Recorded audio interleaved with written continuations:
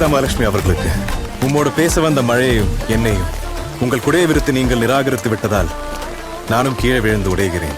அந்த மழையைப் போல என் இதயம் காய்ந்து போகாமல் உங்களால் மட்டுமே காக்க முடியும்.